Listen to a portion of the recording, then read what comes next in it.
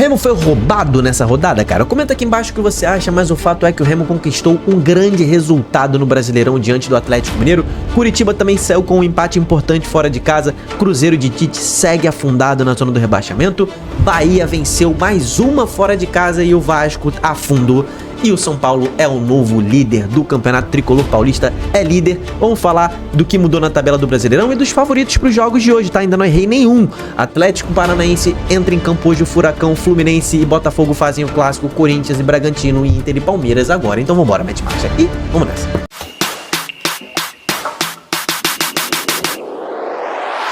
Fala, torcedores e torcedoras fanáticos e fanáticos, eu sou Diogo Cunha, seja bem-vindo ao Torcedorismo. Aqui o papo de futebol é diário.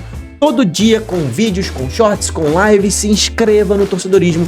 Estamos com quase 113 mil inscritos. A sua inscrição é a coisa mais importante que pode acontecer. Sinceramente, cara, você me ajuda demais se inscrevendo no canal aqui. Continua com a gente. A tabela da Série A mudou. Tivemos jogos absurdos. Pra você ter uma noção, cara, nós tivemos aí...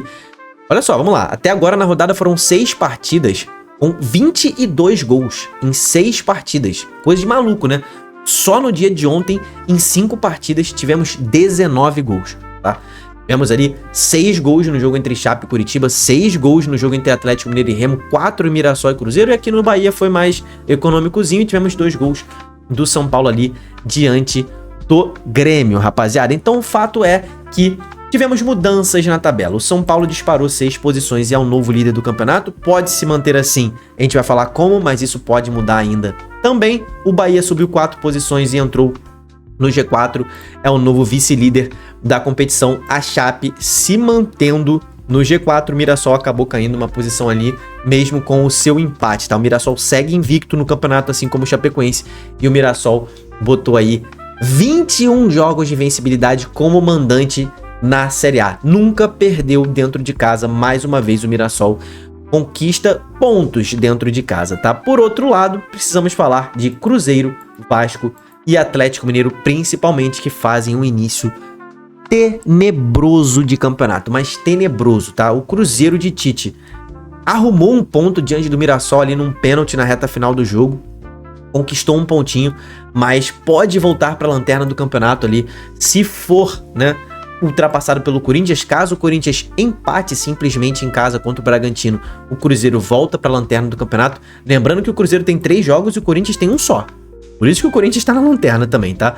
São 2 jogos a menos que o Cruzeiro, vive uma fase muito difícil. O Tite tá balançando, talvez quando você esteja assistindo esse vídeo, o Tite já até foi demitido. Comenta aqui embaixo se foi ou não. Mas o fato é que o Cruzeiro vem jogando muito mal. É um time de lampejos, né, individuais. Vive de lampejos individuais dos seus bons jogadores. E nesse jogo aqui, o melhor jogador da partida foi o goleiro Cássio. Mesmo com o empate do Cruzeiro, o melhor jogador foi o Cássio. Vasco e Bahia. O Vasco fez ali 23 finalizações, se eu não me engano, nessa partida. Já tinha feito 30 contra a Chapecoense e também empatou. Nesse ele foi derrotado. Foram 2 jogos seguidos em que o Vasco não venceu ninguém em casa. Além da, somando-se a derrota para o Mirassol na estreia, o Vasco faz 3 jogos, apenas 1 ponto.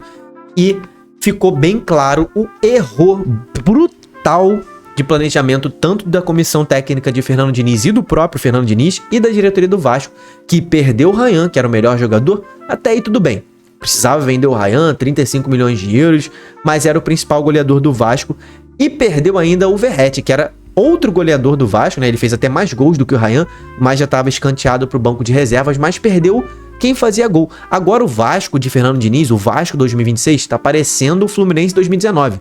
Cria e não faz gols. O Vasco gastou 15 milhões de dólares com o Spinelli, com o Inestrosa e com o Brenner. Nenhum dos 3 é fazedor de gols. O Vasco não consegue fazer gols. É impressionante. Então, o Bahia foi lá, um golaço de Luciano Juba, jogou melhor do que o Vasco boa parte do jogo. A reta final, o Vasco ali deu uma pressãozinha no Bahia, mas sem muita efetividade, né? Nem deixou o Ronaldo ali muito apreensivo na reta final. Outro treinador que tá correndo perigo de demissão é Fernando Diniz. O Vasco agora tem uma sequência muito difícil. Muito difícil. Esse era o jogo que poderia dar tranquilidade pro Vasco, mas o Vasco agora, ele na Série A vai enfrentar o Santos fora de casa, depois ele volta para receber o Palmeiras, depois ele sai para visitar o Cruzeiro e depois ele volta e recebe o Fluminense no Maracanã esse jogo, tá? Então é só jogo, só pedrada, só jogo contra time difícil, né? Então o Vasco tá aí perigando brigar mais uma vez contra o rebaixamento, mesmo com o alto investimento que fez nesta janela de transferências. Para a gente falar sobre Atlético Mineiro, que é o terceiro time que eu falei que tá muito embaixo, o Atlético Mineiro é outro time que não consegue desenvolver o jogo. A zaga do Atlético Mineiro é uma peneira, o ataque até se esforça, mas teve que contar ali com alguns moles que a zaga do Remo deu para conquistar alguns dos gols, né? O terceiro gol foi uma bela jogada do Gustavo Scarpa, mas o primeiro gol ali foi falha da zaga do Remo, a bola foi, o Zé Ricardo foi dar um 3 dedos no meio da defesa ali, entregou na bola do jogador do Atlético, que deu passe pro Hulk, né? O segundo gol do Atlético foi falha defensiva da zaga do Remo também, né? O Léo falhou naquele lance ali, o lateral que tinha acabado de entrar do Remo. Mas o Galo ali foi uma boa jogada, tá? O segundo gol foi uma boa jogada. O terceiro gol foi uma linda jogada do Scarpa, mas defensivamente sofre muito, erra muito, também entregou gols pro Remo. O Atlético Mineiro de São Paulo ele tem 10 jogos na temporada e 7 empates. O time simplesmente não consegue vencer. Pro clube do Remo, a gente precisa falar que é um dos times desses 4 que não venceram ainda, né, na competição. Estamos falando de Cruzeiro, Vasco, Atlético Mineiro e Remo. Eles ainda não venceram em 3 jogos. O Remo é quem tá demonstrando a maior evolução no campeonato. É quem tem o time no papel pior, é quem tem o menor investimento, né? Os nomes do Remo ali não chamam tanto atenção quanto os nomes do Cruzeiro, do Vasco, do Atlético Mineiro, mas é o trabalho que está mostrando mais desenvolvimento, está mostrando mais evolução ao longo dos últimos jogos, né? A gente viu um Remo muito esfacelado e jogando mal contra o Vitória, um Remo jogando muito bem o primeiro tempo diante do Mirassol e um segundo tempo muito ruim. O jogo contra o Atlético Mineiro fez um primeiro tempo ruim e um segundo tempo muito bom, tá? Destaque para Leonel Pico, mais uma vez, fez um gol mal anulado, tá? O Remo, inclusive, emitiu uma nota oficial, né? Tá aqui a nota oficial do Remo, do clube do Remo. Se você ainda não viu, vai rodar aí na sua tela. O Remo emitiu uma nota oficial reclamando de 3 pontos, né? Do gol legítimo indevidamente anulado, sem justificativa técnica consistente. Reclamou disso, para mim, com total razão. O gol do Atlético Mineiro no final, em posição clara de impedimento, aí eu não concordo tanto, tá? Achei que tava muito na linha. O VAR tem ali um equipamento grotesco da Idade da Pedra, que os caras têm que traçar uma linha usando uma imagem, um frame, um print pixelado, que não dá pra saber onde é que ele tá traçando a linha. E era realmente um lance muito ajustado. Não acho que claramente estivesse errado, apesar das evidências de que ali estavam traçadas, não acho. E no terceiro gol do Remo, né, em que o Everson dá um rapa no jogador do Remo, a regra diz ali que o cartão vermelho só deve ser aplicado caso não houvesse vantagem. Como houve vantagem e foi gol, o Everson deveria ter sido advertido com cartão amarelo depois da vantagem do gol, porque foi uma entrada forte. Mas essa reclamação do gol legítimo do Remo, eu concordo 100%, aquele gol de Leonel Pico não deveria ter sido anulado, porque a bola bate aqui na manga do jogador do Remo, sem intenção nenhuma, e sobra pro Leonel Pico fazer o gol, e a regra diz agora que a assistência involuntária não é para ser anulado. E o VAR errou em chamar, porque o árbitro em campo deu o gol. O VAR que errou em chamar. No lance derradeiro, o empate no último lance do Atlético Mineiro, não dá para cravar que o VAR errou ali. Isso daí é o prejuízo da CBF não ter inaugurado o VAR semiautomático desde a primeira rodada. Isso estraga a isonomia do campeonato, porque vai chegar lá no segundo turno e vai ter VAR semiautomático. E talvez o Atlético Mineiro seja beneficiado por um gol anulado ao seu favor pelo VAR semiautomático. E se já tivesse ativo, talvez o VAR semiautomático pudesse anular esse gol do Atlético no último lance do jogo. Não tem como a gente saber, nunca saberemos se esse lance estava ou não estava impedido. Nunca saberemos, estava muito ajustado. E eu não considero que a linha tenha sido certeza traçada da forma errada, tá? Não tenho essa certeza. O que eu tenho a certeza é que o gol do Remo foi mal anulado, tá? O gol de Leonel Pico, que foi um golaço, tá? Sobre Chapecoense e Curitiba. O Curitiba está com um time... Que coragem tem Seabra, tá? Montou um time com 5 jogadores ofensivos. O Josué fez muito bem a partida dele ali, um pouco mais defensiva, um pouco mais atrás do que ele tá acostumado. Mas o Seabra entrou com Josué, com Ronier, Lucas Ronier. Precisamos falar desse garoto. Que bola que esse moleque joga, tá? O primeiro gol, se eu não me engano, foi o primeiro gol que ele faz uma jogada absurda ali, dá uma assistência pro Breno Lopes. Golaço. Breno Lopes, outro que a gente precisa falar, que contratação do Curitiba, tá rendendo muito, a maior contratação da história em valores. Meteu 2 gols nesse jogo. e Ronier, né, já falei. Pedro Morisco acabou falhando, e o lance, né, do Jaci ali na reta final do jogo com o Kozer, que rendeu o empate da Chapecoense, foi lamentável, né, foi triste, mas a Chape jogou muita bola. No momento em que o jogo estava empatado em 1-1, a Chape estava melhor que o Curitiba faz o segundo gol, o Pedro Rocha ali, né, e aí a Chape desmorona e vem o terceiro gol com o Breno Lopes, tá? Mas a Chape jogou muito bem, mesmo depois de tomar o 3-1 dentro de casa, correu atrás e conseguiu um empate. Jogaço de bola dos dois times que subiram da Série B. São xodós do torcedorismo, né? Porque subiram da Série B durante a nossa cobertura e estão jogando muita bola. Bonito de ver esses dois times chegando na Série A e fazendo boas partidas, tá? Mas principalmente o Curitiba, que saiu de casa, saiu de Curitiba, fez 2 jogos seguidos fora de casa e conquista 4 pontos. Volta para Curitiba muito melhor do que saiu, né?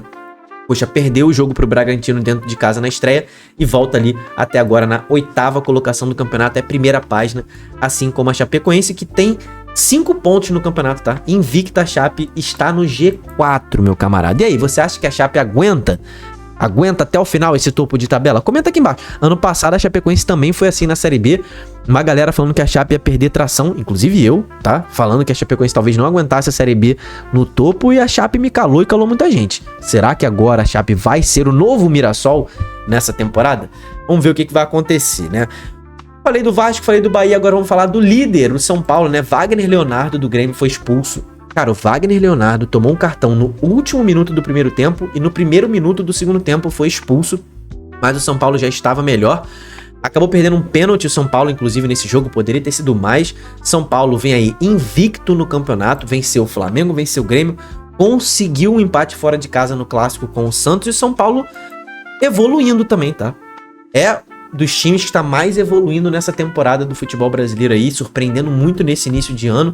O Grêmio continua oscilando demais fora de casa, não consegue ter o mesmo desempenho dentro de casa.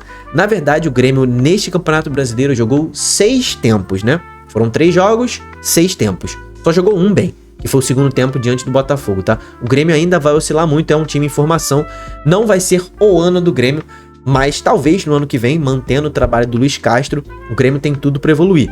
O Grêmio está em evolução, mas ainda é um time muito inconstante, o que parece que o São Paulo passou dessa inconstância, tá? E assim, para quem achava que o São Paulo ia ser carta fora do baralho nesse campeonato, esses 7 pontos conquistados nas 3 primeiras rodadas já deixa o São Paulo ali uma gordurinha, pelo menos, na briga contra o rebaixamento. O São Paulo já botou 6 pontos da zona do rebaixamento, que era onde a maior parte dos analistas colocava o São Paulo brigando contra o rebaixamento, inclusive eu coloquei, tá? Eu nunca vou fugir aqui das minhas opiniões, tá tudo gravado aí no canal. Pensando em rebaixamento e permanência, que pode ser ainda a realidade do São Paulo ao longo desse campeonato, o São Paulo já botou 6 pontos de gordura. Mas me parece que com esse início tão promissor, o São Paulo pode ter um campeonato pensando em coisas mais altas. Nos favoritos de hoje, cara, para mim o maior favorito do dia é o Atlético Paranaense diante do Santos, sem Gabigol, sem Neymar. Fluminense e Botafogo fazem um jogaço. Fluminense aí é favorito esse jogo no Maracanã, com 90% de torcida do Fluminense, 10% do Botafogo.